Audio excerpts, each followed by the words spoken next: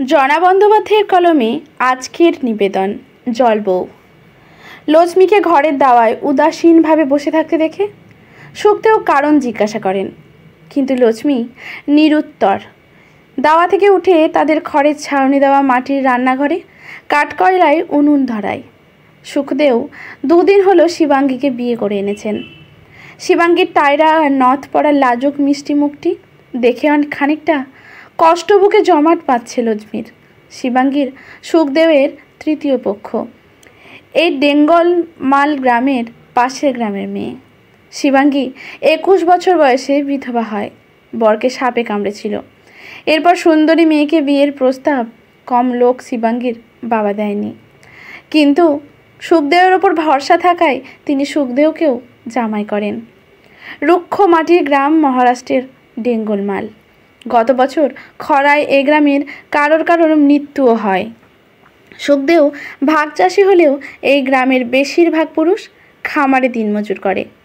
তাদের সংসার যাপন দারিদ্র্যের। গ্রামের পুরুষেরা একাধিক বিয়ে করে। সুখদেবের পাশের বাড়ির ভগবান দাসেরও 2 বউ।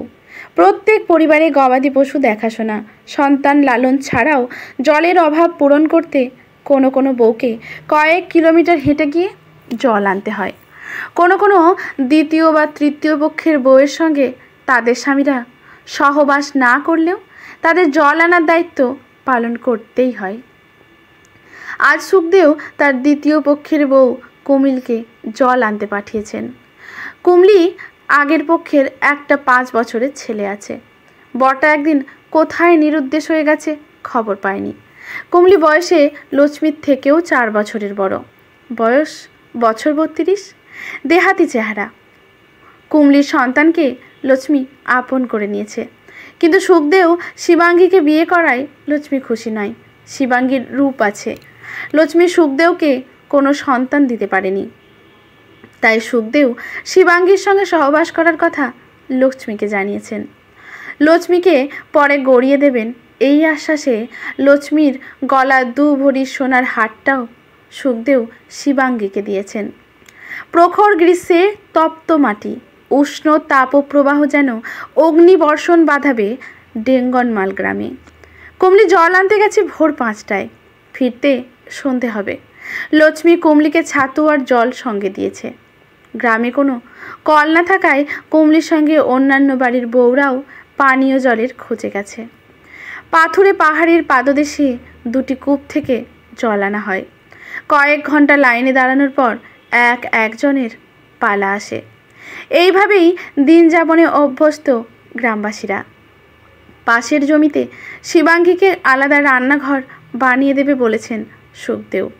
তবে কিছুদিন লক্ষ্মীর রান্নাঘরেই তাকে একসঙ্গে রান্না করতে হবে। আজ দুপুরে রান্না খাওয়ার জন্য 1 ঘড়া জল ভরা আছে। লক্ষ্মীর হাতে হাতে শিবাঙ্গী সাহায্য করে। দুপুরে সুখদেও খেতে এলে 2 বউ 2 রকম তরকারি, অড়হর ডাল আর ভাত সাজিয়ে স্বামীকে খেতে দেয়। সুখদেও জানায়, রুটিতেই তার পেট ভরে যেত, ভাত করতে জল বেশি লাগে। দুপুরে খাওয়া দাওয়া মিটলে শিবাঙ্গীকে নিয়ে ঘরে ঢুকে দরজায় খিল দেন সুখদেও। আজ বিকেলটা কাজ থেকে ছুটি নিয়ে এসেছেন। জবের খেতে কাজ করে যেটুকু আয় হয় সেটুকু দিয়েই সংসার চলে। লক্ষ্মী কুমলির ছেলেকে ঘুম পাড়িয়ে কুমলি আসার অপেক্ষায় জেগে থাকে। তার সারা শরীরে সারাদিনের ক্লান্তির ছাপ। মনের আয়নায় অতীতের ছায়া দেখে। কিশোরী বেলায় বন্ধু বান্ধবদের সঙ্গে সারা দুপুর পাড়া দাপিয়ে বেড়াতো লক্ষ্মী। আজকাল আয়নায় মুখের বলিরেখাগুলো দেখে নিজেকে চিনতে পারে না। নিজের গ্রামের পাড়ার সেই কিশোরী ছেলেটির কথা মনে পড়ে, যে লক্ষ্মীর ঘন কালো চুলের দিকে তাকিয়ে থাকত।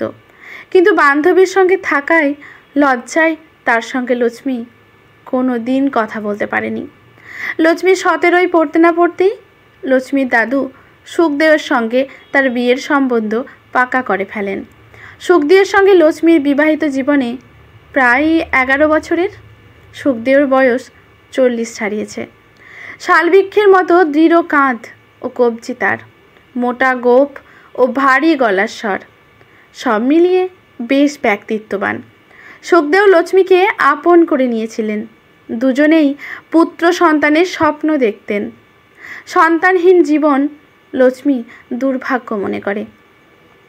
আজকাল লক্ষ্মীর সংসার থেকে মন উঠে গেছে।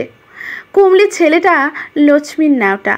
ছোট্ট শিশুর প্রতি লক্ষ্মীর বড় মায়া। লক্ষ্মী আর কুমলি সপ্তাহে পালা করে জল আনতে যায়। শিবাঙ্গীকে জল আনতে যাওয়ার কথা এখনও সুখদেও বলেননি। লক্ষ্মী ভাবে শিবাঙ্গী তার ডাগর চোখের জাদুতে সুখদেওকে বশ করে রেখেছে। সুখদেওর শিবাঙ্গীকে বড় বেশি চুপচাপ মনে হয়। হয়তো বয়সের তফাতের কারণে লক্ষ্মী ও কুমলির সঙ্গে সে মিশতে পারে না। বিছানাতেও শিবাঙ্গী স্বচ্ছন্দ নয়। স্বামীর ইচ্ছেটুকুই যেন শুধু পূরণ করে। এবছর বর্ষা বড়ই দেরিতে। সেচের জলে চাষাবাদ খুব কম এই গ্রামে। সুখদেওর জব খেতে কাজের আয় দিন দিন কমছে। এর মধ্যে হঠাৎ করেই কুমলির এক দূর সম্পর্কের ভাই অর্জুন ডেঙ্গনমাল গ্রামে এসেছে। শ্বশুরবাড়ির আত্মীয়কে থাকতে নিষেধ করতে পারেন না সুখদেও। তবে জলের অভাবে সমস্যা বাস্তব। অর্জুন বলে মানিয়ে নেবে। কুমলির ভাইকে খড় কাটার কাজ দেয় সুখদেও। অর্জুনের গায়ের রং পেটাই লোহার মতো হলেও বেশ পেশিবহুল চেহারা। বয়স বছর 26-27 হবে। উঠোনে শুকনো লঙ্কা শুকোতে দেয় শিবাঙ্গী। শুকনো লঙ্কার আচার আর মোটা আচার রুটি এই পরিবারের সকলের পছন্দ। কিন্তু দূরে অর্জুন সকালের ব্যায়াম করতে করতে তার দিকে তাকিয়ে থাকে। পুরুষের দৃষ্টি শিবাঙ্গী বুঝতে পারে। বিয়ের আগে বাবার বাড়ির পাড়ায় কম পুরুষ তো তার পিছু করেনি। সুখদেও প্রতিদিন বিষণ্ণ মুখে কাজ থেকে ফেরেন। সময়টা ভাদ্রের শেষ। অপরিসীম গরমে ক্ষেতের কাজ সেরে বাড়ি ফেরার পথে সুখদেও একটি জারুল গাছের আড়ালে নারী পুরুষের চেনা কণ্ঠস্বর শুনে দাঁড়িয়ে পড়েন। শিবাঙ্গীর হাসির শব্দে সচকিত হন। রঙ্গরসের পরিবেশ বুঝতে দেরি হয় না। সুখদেও হেঁটে চলে গেলে শিবাঙ্গী দূর থেকে তাকে দেখতে পায়। সেদিন রাতে সুখদেও ঘরে একা শোবার সিদ্ধান্ত নেন। গত 1 বছরে কোনো একদিনের জন্য ভুলেও তিনি লক্ষ্মীকে শোবার ঘরে ডাকেননি। মাটির বাড়িতে 3টি ঘর। একটি সুখদেব নিজের। লক্ষ্মী অনিদ্রা কান্না ভেজা রাত অনেক কাটিয়েছে। তবে সকাল হতেই আবার তাকে সংসারের কাজে ব্যস্ত হতে হয়েছে। সংসারের বড় বউ হিসেবে লক্ষ্মীর গুরু দায়িত্বের কথা সুখদেও বারবার তাকে সময়ে অসময়ে মনে করিয়ে দিয়েছেন। পরদিন অনেক ডাকা সত্ত্বেও বেলা পর্যন্ত সুখদেও দরজা খোলেন না। শেষে অর্জুন গায়ের জোরে ধাক্কা দিয়ে দরজার পাল্লা খুলে সুখদেওকে মৃত অবস্থায় দেখে। বাড়ির সকলে ছুটে আসে। লক্ষ্মী সুখদেওয়ের বুকে আছড়ে পড়ে তীব্র চিৎকারে কাঁদতে থাকে। কুমলি জানত সুখদেও ইদানিং আয় কমে এসেছিল। তাছাড়া সুখদেও জানতেন তার সঙ্গে শিবাঙ্গী সুখী নয়। অর্জুনের সঙ্গে শিবাঙ্গীর সম্পর্কের কথা কুমলি কিছুটা আন্দাজ করতে পেরেছিল। সুখদেও দুজনের নিবিড় সান্নিধ্য নিজেই প্রত্যক্ষ করেছিলেন। এ কথা শিবাঙ্গী গতকাল বুঝতে পেরেছে। জলবৌদের একা করে দিয়ে সুখদেও চলে গেছেন। এই খবর গ্রামে রটতে বেশিক্ষণ লাগেনি। সুখদেবের বাড়ি থেকে কিছুটা দূরে অশ্বত্থ গাছের গোড়ায় রীতি মেনে প্রতিদিন সুখদেবের 3 বউই জল দেয়। অর্জুন এই গ্রামেই থেকে যায়। একটা দিনমজুরের কাজও জোগাড় করে নিয়েছে। 6 মাস পর অর্জুন লক্ষ্মীর কাছে শিবাঙ্গীকে বিয়ের প্রস্তাব দেয়। শিবাঙ্গী একমাত্র মেয়ে হওয়ায় তার বাবার মৃত্যুর পর যে টাকার ভাগ পেয়েছে সেই টাকা লক্ষ্মীর চিকিৎসা, কুমলির ছেলের পড়াশোনার খরচের জন্য ব্যয় করেছে। এই সংসারে ধীরে ধীরে শিবাঙ্গী আপন করে নিয়েছে। বছর ঘুরে আবার গ্রীষ্ম আসে। সেবার গ্রীষ্মের শেষে 2 ফোঁটা জল গ্রামের শুষ্ক ভূমিতে পড়ে। লক্ষ্মী ও কুমলি অর্জুনের সঙ্গে শিবাঙ্গীর বিয়ের আয়োজন করে। জলবৌদির সংসার আবার আগামী দিনের অনাহৃত সুখের আশায় ভরে ওঠে। আজকের গল্পটি এখানে সমাপ্ত। গল্পটি যদি আপনাদের ভালো লাগে লাইক শেয়ার কমেন্ট করে পাশে থাকবেন লেখকের প্রতি শ্রদ্ধা জানিয়ে। ফেসবুক থেকে দেখলে পেজটি ফলো করে নেবেন, ইউটিউব থেকে দেখলে চ্যানেলটি সাবস্ক্রাইব করে বেল নোটিফিকেশনটি অল করে দেবেন এরকম নতুন নতুন লেখকের নতুন নতুন গল্প পাওয়ার জন্য। ধন্যবাদ।